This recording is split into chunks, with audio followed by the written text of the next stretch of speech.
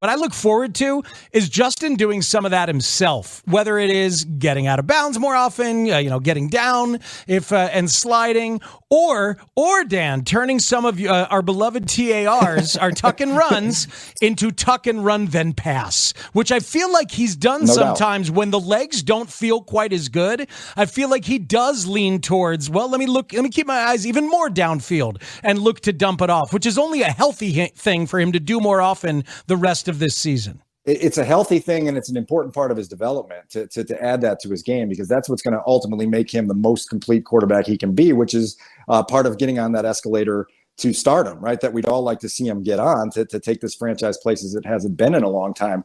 Little housekeeping speak since you brought it up. Trevor Siemian, one tuck and run for 6 yards. It was on that scramble along the left sideline. Unfortunately, it might have aggravated that oblique injury he suffered in pregame. And now poor Trevor Siemian is done for the year and headed for surgery. Let's never forget his sacrifice to the team, my friend. One TAR and a torn oblique. Yes. How many defensive starters in this game do you think are starting for the Bears next year? Man, I mean, I need to look at the list to get a concrete number, but 2, 3, Justin Jones, Trevis Gibson jump out. You think Sanborn's kind of carved out a role here. Jalen, obviously. You think Sanborn? Think Sanborn is a potential starting middle linebacker next year? I do. I mean, I think he's shown you enough that, we're all in agreement that they have to fill a lot of needs this offseason. And so, look, if you find somebody that's better and you can get them at a price that makes sense, go for it, right? But with all the other playmaking needs you have on both sides of the ball, if you can expend resources elsewhere and understand that this guy has been pretty assignment sound and pretty productive in the opportunities he's had, you can devote resources elsewhere. So we'll see where it goes. But look, this defense is a mess right now. They don't sack the quarterback. They don't take the ball away. I think they've had 2 defensive takeaways in their current 5-game losing streak. Now they're down Brisker, Gordon, Eddie Jackson. Roquan's not here. Robert Quinn's not here. Nothing looks anywhere like this defense looked when they played the Packers in week 2 up at Lambeau Field. What else is relevant, Dan? You can ask other questions, Danny. It doesn't have to be a combative. It's not. One thing that I've heard from Justin this week that I thought was pretty cool was he identified, and I noted, I didn't do my QB rewind this week because I didn't think the Chicago audience was thirsting for a Trevor Siemian breakdown on Tuesday morning. But when I rewatched the game, there's the little check down pass to Darrington Evans in the first half last week that goes for 33 yards. And it was really cool. I started that play in my notebook, and then Justin brought it up unsolicited on Wednesday and called it his favorite play of the day. And I followed up and asked him why. And he said, look, it was just really cool that Trevor got through his read really quickly and then was like, it's not there. Let me hit the check down. And then he throws a simple check down at the line of scrimmage, and the running back turns it into 33. And then Luke Getsy and Andrew Janocko talk about how that's, evidence of Justin's sort of developmental maturity as he's seeing these things through the eyes of another quarterback and saying, okay, this is one thing I need to do. Remember, the last pass Justin threw was an interception in a game-winning situation in Atlanta because he didn't get to his check down fast enough. And then he was rushed and he threw off balance and he threw off kilter and it got batted in the air and it got picked off and the Bears lost the game. And so now you see somebody else execute that on what is really just an easy play.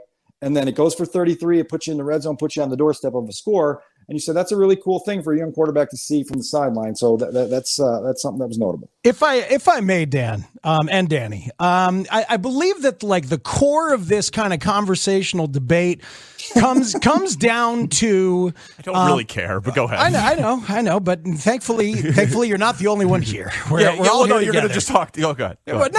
Go ahead. No, I'm talking to both of you. I'm trying to further the conversation with some of my favorite adults. So I feel like the core of the conversation usually comes down to those of us who've never played, although, me as a center and nose tackle for my flag football team. You have the most experience playing. I do have the most experience. But those of us who've never played, thinking about something from a purely logical place, and then those who cover a team very closely like you, Dan, empathizing with the players and with the team and the organization that you have dealt with very closely. You know what I mean? So I know what you mean, but hold on. I'm not done. My question is, do you believe that beat writers and guys who cover the beat for any team, but maybe most of all the NFL, are always thinking from a win this week, win now perspective? No. Because that is what permeates the building and the team that you cover. No, I don't believe that. I think that it's really easy to see a big picture. And especially in this organization, you can oftentimes see a bigger picture. But as we talked about several weeks, you can have more than one conversation at a time, right? And that's part of this, right? Like, you can have a desired outcome, which is to have the highest possible draft pick. And you can also want to see tangible, notable, important growth from certain positions and a team at large, right? Like, we have so much to learn about this team going forward to know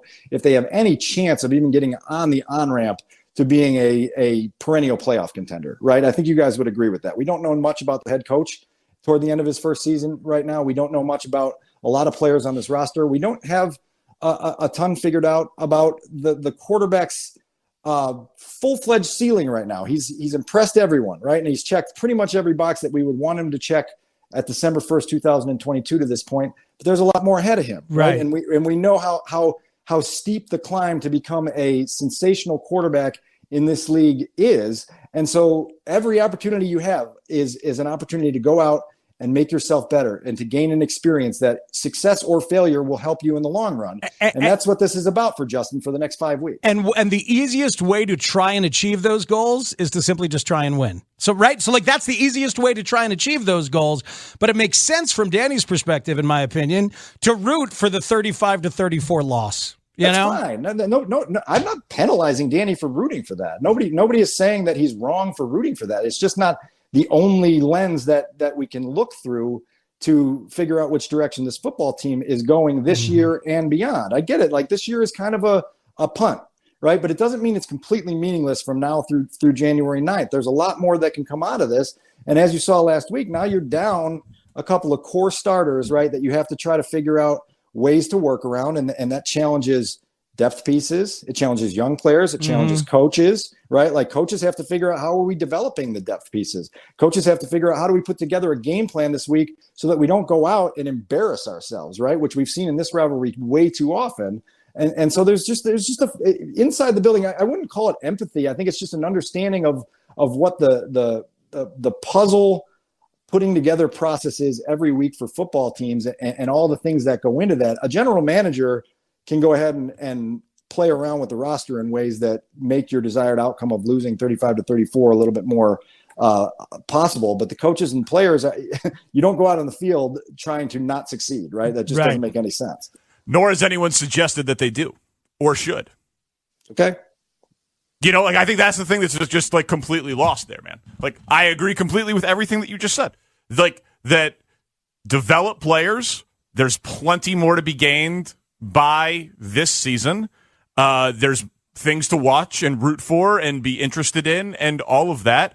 Just very far down on the list is wins or losses, because there's just not a lot of evidence in NFL history that suggests that, like, once a winner, always a winner. But you're just stuck on that, and that's where we get stuck. There's not a lot of evidence that winning and creating belief doesn't create momentum that helps teams as they go forward either, right? Like, it's not just a black and white binary conversation here. There's a lot of situations that go on here. There's a lot of organizations that lose every single year because they're a mess, right? And they don't have the formula to get things done. And you know, when's the last time the Bears had three consecutive winning seasons?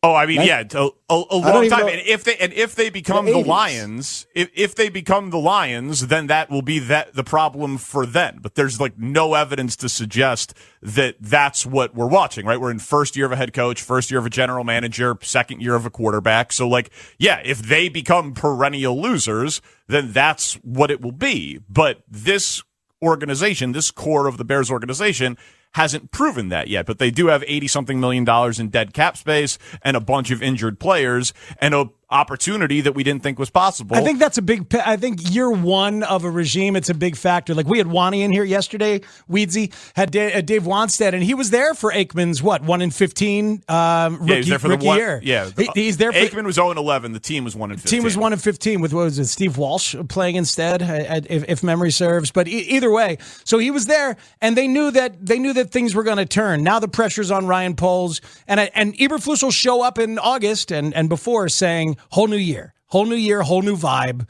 Let's go.